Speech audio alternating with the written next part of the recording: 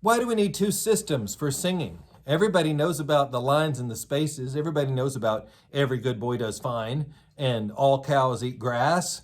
Why do we need this solfège stuff? Well, I'll tell you why.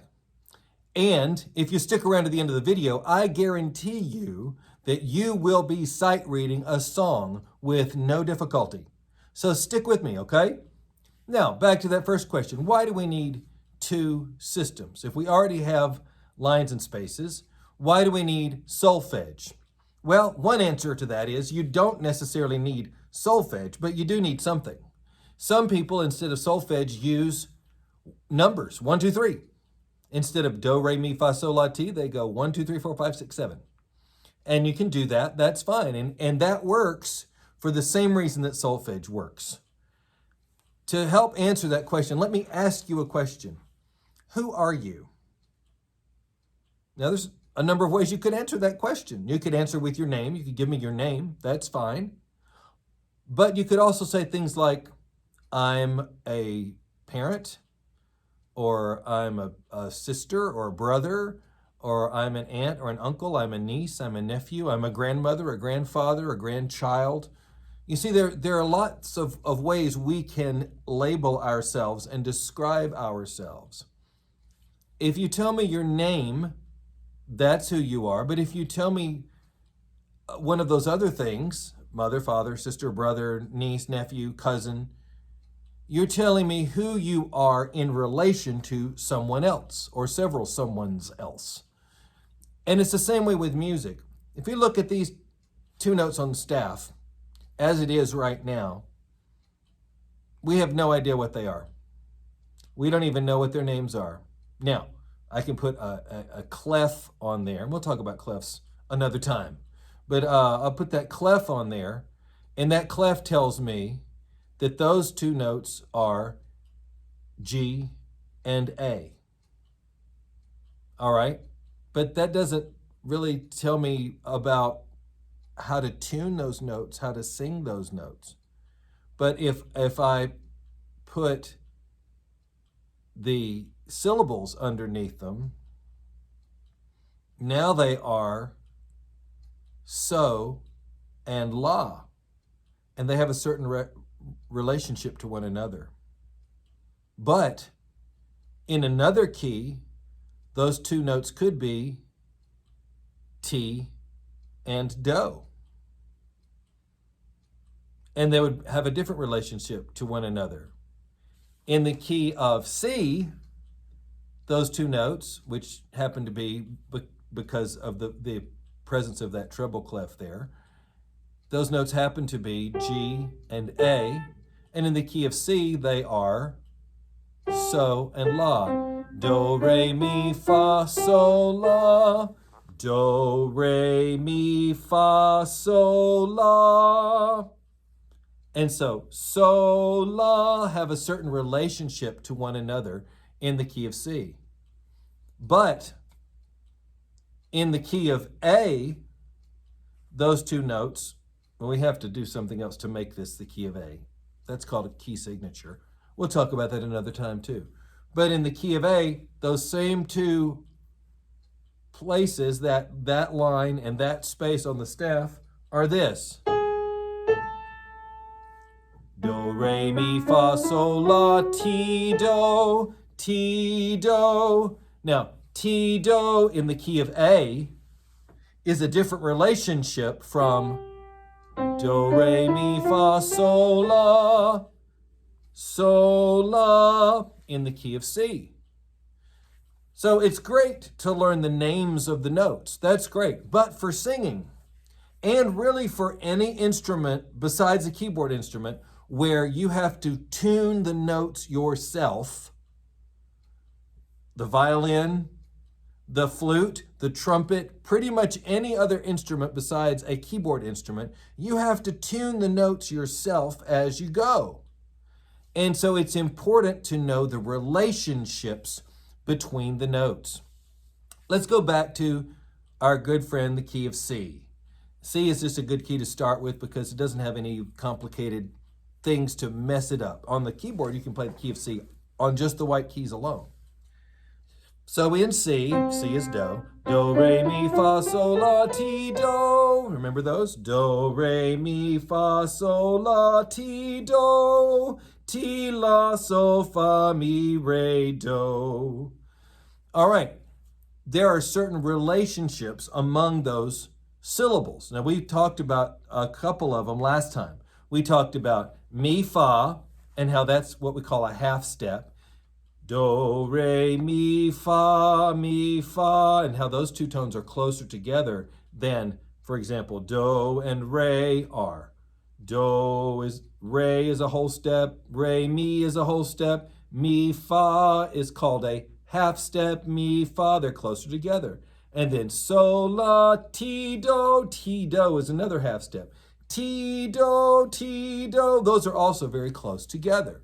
So that's one kind of relationship we know about. We've got whole steps between all the other syllables, but between mi and fa is a half step, and between ti and do is a half step. That's not true if you're just using letters, A, B, C, D, E, F, G. That doesn't tell you anything about whole steps or half steps. And just looking at it on the staff doesn't really tell you anything. Now, when we get to key signatures, yeah, you can see where the half steps and whole steps are. But it takes a little bit more doing than just learning the relationships between the syllables.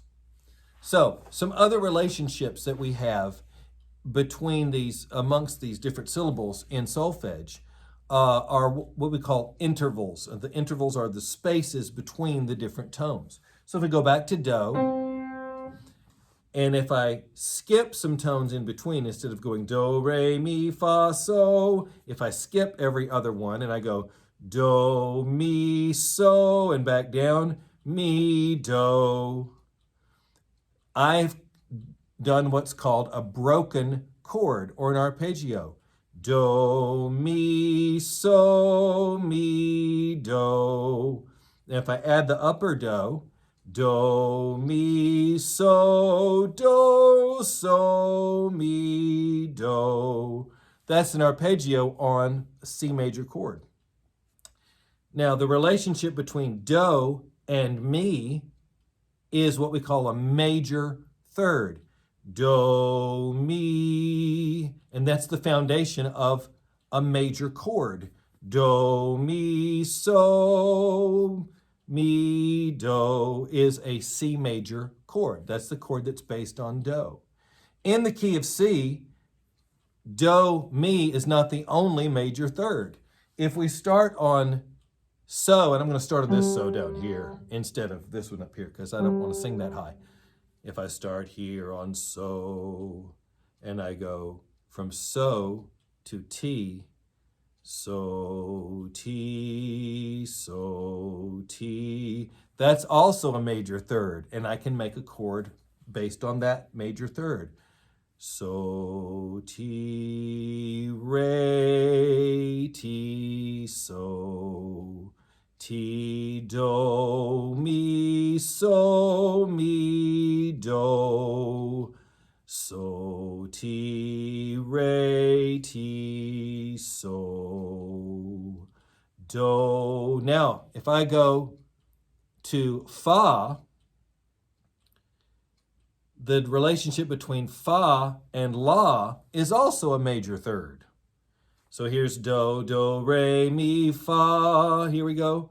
Fa, la. That's a major third also. Fa, la. And then if I go to do from there, I've filled out another major chord. Fa, la, do, la, fa, mi, re, do. And what we have just discovered is the three major chords that exist within the key of C. And those also happen to be the three chords that are the basis for all of the blues. The first chord that's based on the fundamental of the key, do, is what we call a one chord or a tonic chord. The chord that's based on so is what we call a dominant chord. And the chord that's based on fa is what we call a subdominant chord. So we have the basis of just basic Western functional harmony in learning solfège in relationships of those notes. There are other relationships we can talk about, and we'll talk about them another time. But just at the very heart, so you wouldn't know from just knowing letters of the alphabet the relationship between those tones and how they work. And so this is why solfège is important. Now, I said that by the time this video was over, you would be sight reading a song with no problem. We're going to get there in just a minute. But for now, I would like for you to take the opportunity to like this video, subscribe to my channel, and look in the description and you'll see the link to my Ko-fi page. On my Ko-fi page, you can become a member of this channel, and you will get exclusive video content in which I go into greater detail about all of these subjects of singing basics. I also have a series on worship and liturgy, and you will get, if you join that one, you'll get in-depth videos exclusive for members only about that subject as well. There are a lot of music theory videos out there, and I think what makes mine different is I'm nicer. So if you enjoy this video, like and subscribe, and share it with your friends. Now, I promised you that you would be singing, sight reading a song with no problem by the end of this video. So here we go. Here's a tune that contains the two relationships in the scale that we've talked about. The stepwise relationship, whole steps and half steps, and the do, mi, so broken chord relationships. So we're going to do this. Now this one happens to be in the key of G. So there's G. We've been in the key of C. Do, re, mi, fa, so. We're going to make G now, instead of being so, it's going to be our do in this new key. So do, ti, la, so, fa, mi, re, do, mi, so, mi, do. That's where we are. And we're going to start on do. All right? I haven't put any rhythms up here other than that some of the notes are blackened in and some of the notes are not blackened in. So the notes that are not blackened in are going to be longer than the notes that are blacked in. That's all we're going to do with rhythm right now. We're going to keep it simple, okay? So we're going to start right here on do. And follow me. I've got the syllables written on there for you. We're going to do our symbols along with it. Here we go. Do, ti, la, so, do, re, mi, re, do, fa, mi, re, do, re, mi, re, do, la, ti, do, so, mi, do, re, fa, mi, re, do. So you saw how most of it was stepwise. Most of it was those half steps and whole steps that we've been talking about. But there towards the end, we had a do, mi, so moment. It was in reverse, though. It was so, mi, do. And you did it. You sight read a song. I told you you would. Now, that wasn't so hard, was it? Be sure to tune in next week, where we'll go into more detail about chords based on these relationships within the major keys, within a major scale. And again, if you like the video, please smash that like button, subscribe to the channel, go to my Ko-fi page on the link, become a member. On that Ko-fi page, you can also do other things. You can buy my music. I've got pieces of music there. You can, if you're a church musician, you can commission a piece. And there's a messaging function on there where you can message back and forth with me to nail down exactly what you want that piece to be before you put your commission in. I appreciate your support. I depend on your support, and I hope you are enjoying these videos. Have a great week, and I will see you next week with more Singing Basics.